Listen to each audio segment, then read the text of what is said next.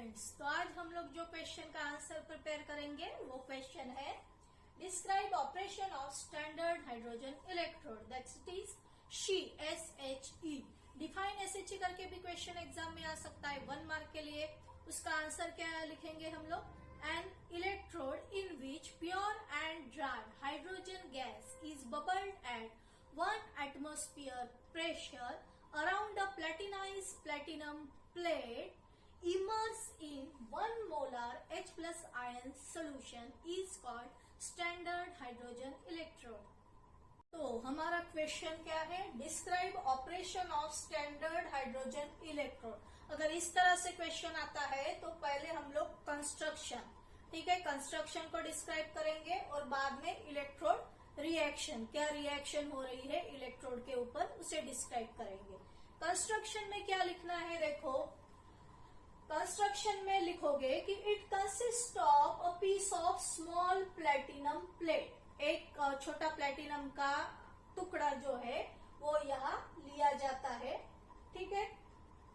It consist of a small piece of platinum metal, ठीक है। इस तरह से ये प्लेटिनम मेटल रहेगा।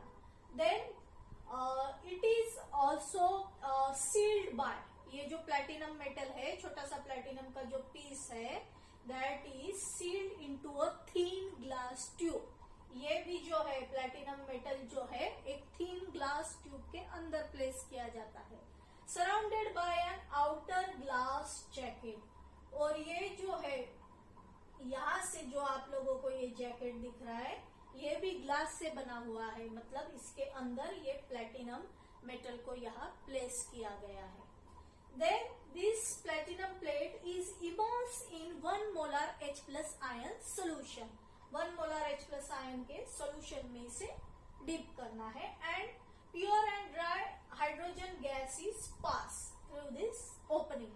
तो यहाँ से पास बोलो या बबल बोलो, क्योंकि ये जो बबल्स दिख रहे हैं ये गैस के बबल्स है।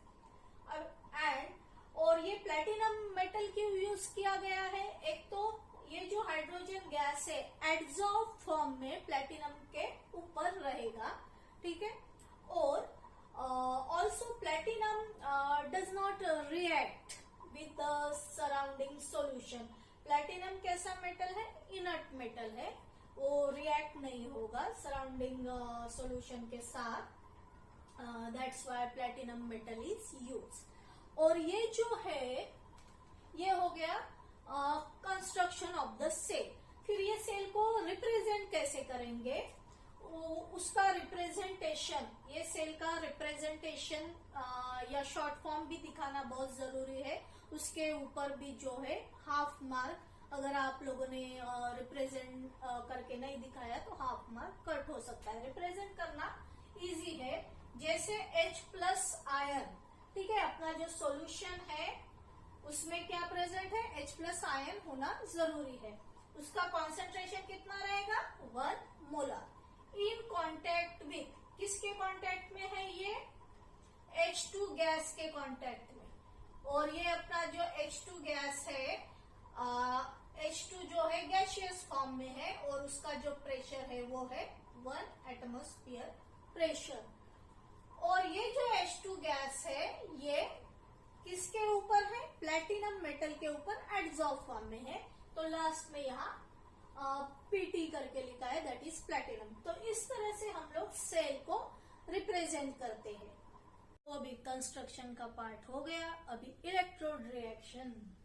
इलेक्ट्रोड रिएक्शन ये पार्ट में क्या लिखना है, तो देखो इलेक्ट्रोड रिएक्शन मतलब अभी ये जो अपना स्टैंडर्ड हाइड्रोजन इलेक्ट्रोड है, रिएक्शन कहाँ होगी, ये प्लेटिनम मेटल के ऊपर रिएक्शन होगी। और जो ज्यादा से ज्यादा हाइड्रोजन गैस ये जो प्लेटिनम मेटल है अपने ऊपर एब्जॉर्ब करता है। और जो रिएक्शन होती है, रिएक्शन में ऑक्सीडेशन और रिडक्शन दोनों भी रिएक्शन होती है।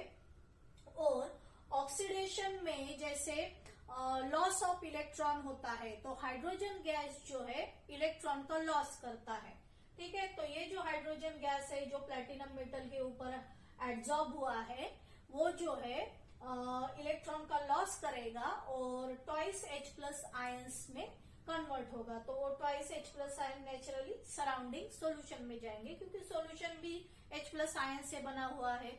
ये हो गई एक ऑक्सीडेशन की प्रोसेस। मतलब अगर hydrogen electrode as a anode act करता है तो उसके ऊपर ऑक्सीडेशन होगा। अगर ये एज अ कैथोड एक्ट करता है तो रिडक्शन होगा। रिडक्शन की क्या प्रोसेस होती है?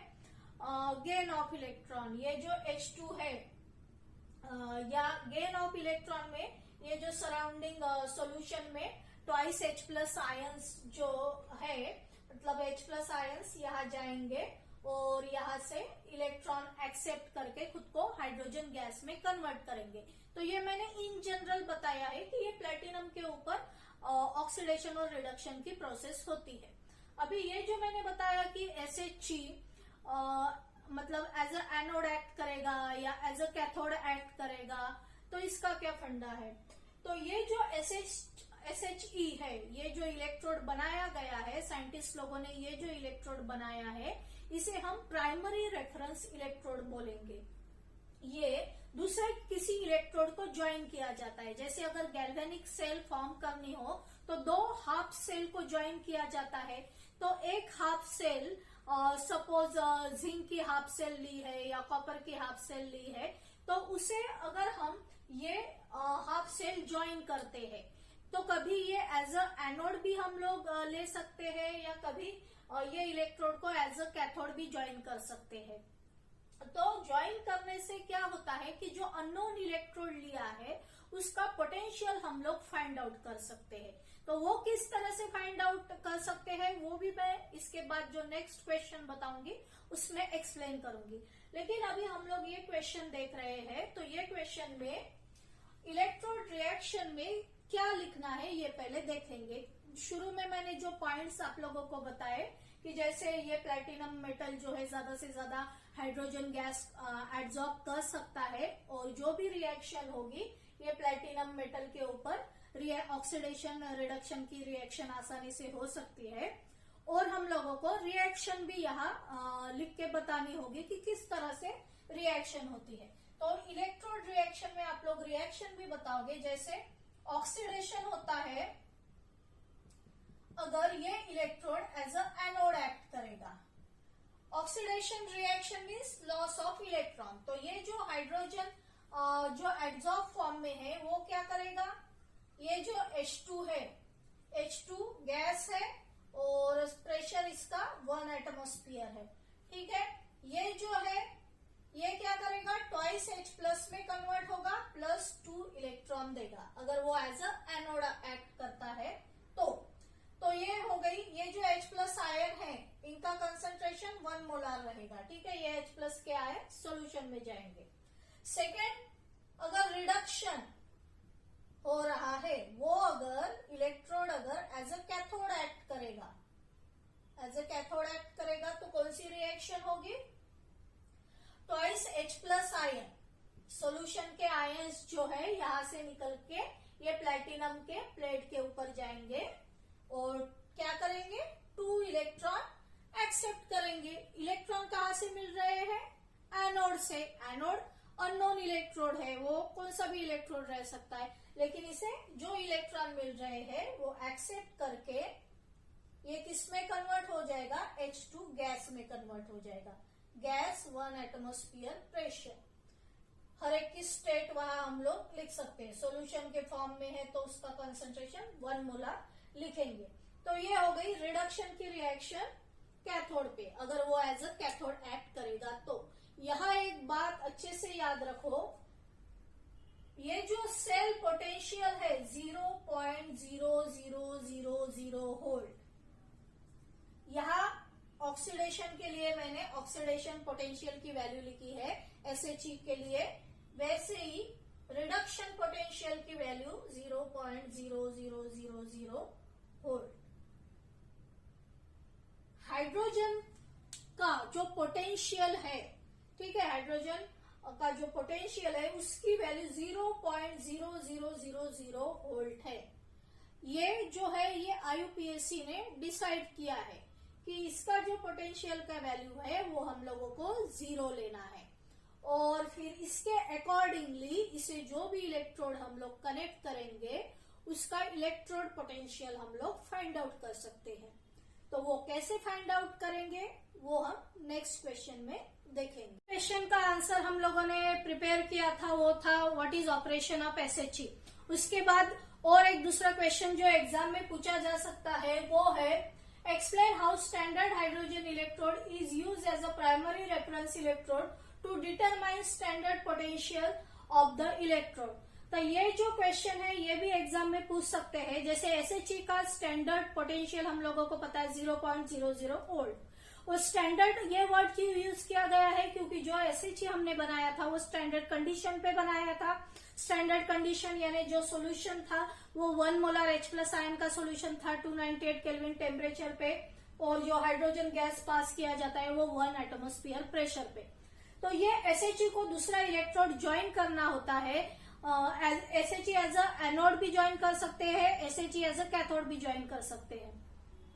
तो जो भी दूसरे इलेक्ट्रोड का पोटेंशियल निकलेगा वो उसका स्टैंडर्ड पोटेंशियल आएगा।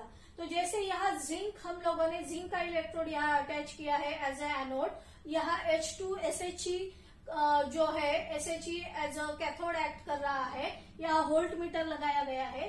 तो हमको पता है कि SHE की वैल्यू 0 है, तो जो भी यहाँ वैल्यू दिखाएगा ये वोल्ट मीटर वो किसके पोटेंशियल की वैल्यू होगी, जिंक इलेक्ट्रोड के पोटेंशियल की वैल्यू होगी, वो भी स्टैंडर्ड इलेक्ट्रोड पोटेंशियल की वैल्यू होगी। तो इसे और अच्छे से एक्सप्लेन करने के लिए देखो ये जो दो सेल्स ज्वाइन की है वो किस तरह से लिखेंगे, जैसे जिंक है इन कॉन्टेक्ट विद Zn2+, ठीक है, या ऐसे डबल लाइन या 1 मोलर आप लोग ब्रैकेट में लिखो H+ आयन, ठीक है, H+ आयन जिसका कॉन्सेंट्रेशन रहेगा 1 मोलर, और ये H2 गैस है और 1 एटमॉस्फेयर प्रेशर पे वो गैस जो है वहां फिल किया गया है। अभी देखो क्या रिएक्शन होती है एनोड पे और कैथोड पे। एनोड पे हमें पता है कि ऑक्सीडेशन होता है, एनोड पे होगा ऑक्सीडेशन, ठीक है। वैसे ही कैथोड पे क्या होगा, रिडक्शन, कैथोड पे होगा रिडक्शन। तो ये रिएक्शन ऑलरेडी हम लोगों ने डिस्कस की है। अभी ओनली हम लोग जो देखेंगे ईएमएफ ऑफ सेल, जैसे हम लोगों ने ऑलरेडी ये इक्वेशन स्टडी किया है, E of cell equal to E of cathode minus E of anode, ठीक है। तो यहाँ E of cell, E of cathode, cathode क्या लिया है SHE, तो सपोज यहाँ अपन SHE लिखेंगे, minus E of anode, anode क्या लिया है, जिंक का इलेक्ट्रोड है तो ऐसे Zn करके लिखेंगे। और ये स्टैंडर्ड कंडीशन पे है तो यहाँ E0 लगाना नहीं भूलना, ठीक है। तो ये हो गया स्टैंडर्ड कंडीशन पे ये इक्वेशन हम लोगों को मिला। अभी कैलकुलेट कैसे करेंगे, जैसे यहाँ जो वोल्ट मीटर पे वैल्यू बताएगा, जैसे जिंक का इलेक्ट्रोड है तो उसका वोल्टेज आता है 0.763 volt, that is equal to SHE का 0 है हम लोगों को पता है 0.0000 माइनस E0 ऑफ Zn हम लोगों को फाइंड आउट करना है, ठीक है। देयरफॉर क्या मिलेगा, ये इधर अगर ट्रांसफर करते हैं E0 of Zn equal to, ठीक है, ये वैल्यू ये साइड में जाएगी तो माइनस 0.763 वोल्ट। तो E0 ऑफ Zn की वैल्यू क्या मिलेगी, माइनस 0.763 वोल्ट। तो हम लोगों ने जिंक के स्टैंडर्ड इलेक्ट्रोड पोटेंशियल की वैल्यू जो है वो फाइंड आउट की है। तो ये जो दो क्वेश्चन अभी हम लोगों ने स्टडी किए हैं ये अप टू 95% मैं आप लोगों को बताती हूँ कि एग्जाम में आने के चांसेस है। तो अच्छे से प्रिपेयर करके जाओ, जो पॉइंट्स मैंने बताए कि ऐसे ऐसे आंसर लिखना है उसी तरह से प्रिपेयर करो। And all the best for the exam, and thanks for watching this video.